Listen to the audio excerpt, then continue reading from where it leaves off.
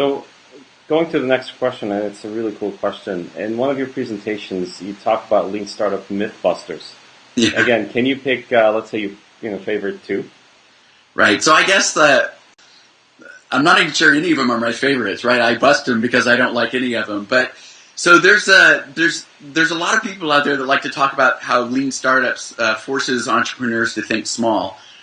And I think that this one is just amusing because to me it demonstrates really a certain amount of lack of insight into what's going on in our global economy. So entrepreneurship, we're seeing a renaissance in entrepreneurship, right? It's happening all over the world. I'm lucky enough that I get to go and I get to speak at different conferences and different seminars all over the world, and the ideas that I hear in Malaysia and in Chile, rival the ideas that I hear in Silicon Valley and New York City and San Diego. And so this is a phenomena that is so completely independent of one particular movement like lean startups, right?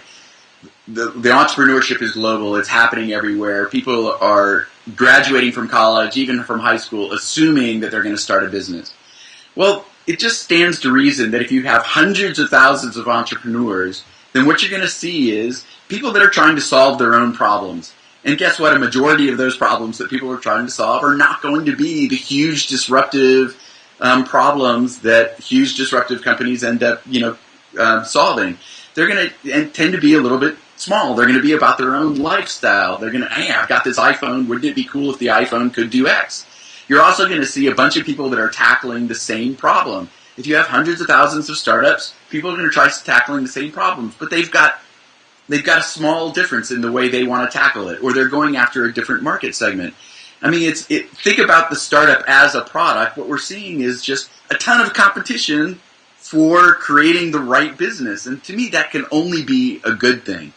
And it's completely independent of lean startups. Now, it just so happens that lean startups help all of those entrepreneurs figure out what is the right product and what is the right segment for them to be going after. And so I think a lot of these observers are just conflating those two things. They see these two things rising at the same time, and it's sort of this fallacy of cause and effect, right? So I think that lean startups actually helps these entrepreneurs discover if there is something that's truly disruptive in their idea. So that would be sort of the number one myth that I love to shoot down.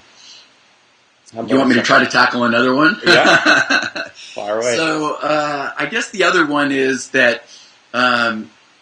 So I ask leaders in the startup world, what do they think about lean startups? And sometimes they'll say, I don't believe. I think it's great. I think lean startups are great, but I don't think that I would ever apply such a rigid framework or a rigid methodology into startups.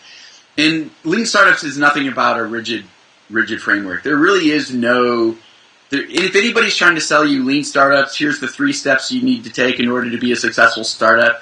That's just wrong, right? That's not valid. And so there is no paint by numbers approach. There is no formula. So lean startups is actually a loose framework that allows you to be creative.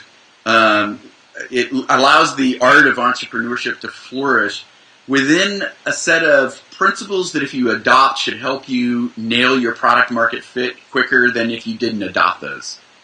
So that would be the second myth I like to bust the most.